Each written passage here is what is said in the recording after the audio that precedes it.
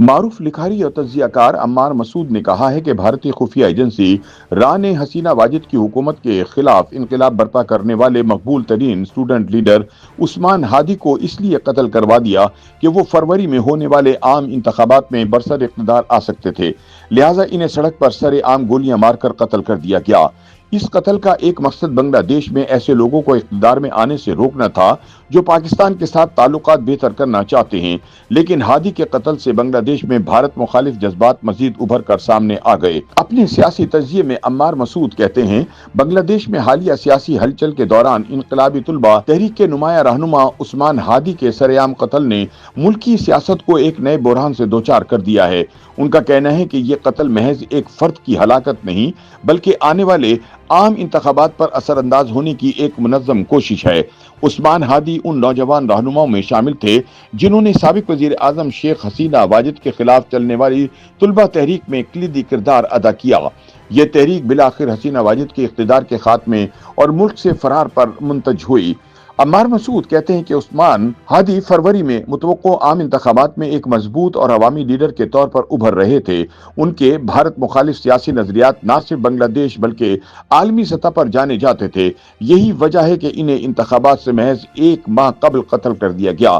بنگالی عوام میں یہ الزام شدت اختیار کر رہا ہے کہ عثمان ہادی کے قتل میں بھارتی خفیہ ایجنسی را ملوث ہے۔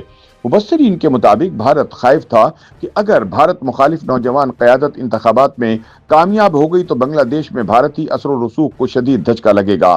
عمار مسعود کے مطابق بھارتی حکومت جانتی ہے کہ اگر یہ نوجوان قیادت اقتدار میں آ گئی تو یہ خطے میں بھارتی بالادستی کے لیے فیصلہ کن دھچکا ثابت ہوگا۔ اسی خوف کے تحت عثمان ہادی کو راستے سے ہٹا دیا گیا۔ عثمان ہادی کے قتل کے بعد دیگر بھارت مخالف طلبہ رہنماؤں کو بھی دھمکیاں موصول ہو رہی ہیں، جس سے یہ خدشہ مزید تقویت پکڑتا ہے کہ ایک منظم مہم کے تحت سیاسی فضا میں خوف پھیلایا جا رہا ہے۔ عمار مسعود کے مطابق شیخ حسینہ واجد کے طویل دور اقتدار میں بنگلہ دیش میں پاکستان مخالف بیانیے کو ریاستی سرپرستی حاصل رہی، جبکہ بھارت سے غیر معمولی قربت نے ملک کی خود مختاری پر سوالات اٹھائے۔ نصاب، میڈیا اور ریاستی پالیسی میں بھارت نواز اور پاکستان مخالف مواد کو فروغ دیا گیا۔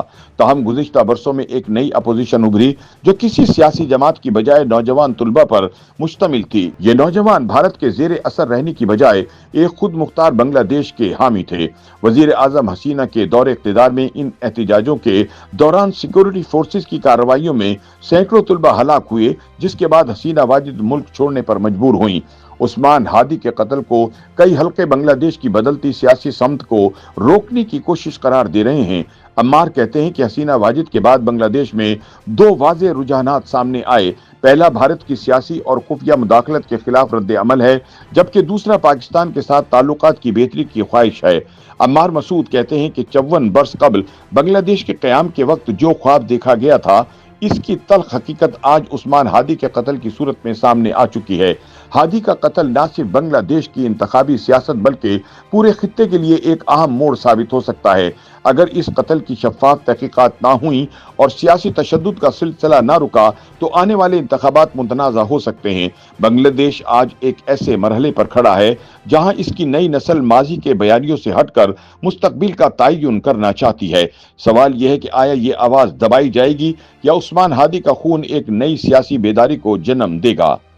YouTube پر گوگلی نیوز دیکھنے کے لیے youtube.com کی سرچ بار میں googly news T V type کریں۔ گوگلی نیوز کے پیج پر سرخ رنگ کے سبسکرپشن والے بٹن پر کلک کرنا نہ بھولیے۔ YouTube پیج پر اپلوڈ ہونے والی ویڈیوز سے باخبر رہنے کے لیے بیل آئیکن پر کلک کیجیے۔ آپ کو ہر نئی ویڈیو کے بارے میں نوٹیفیکیشن موصول ہو جائے گا۔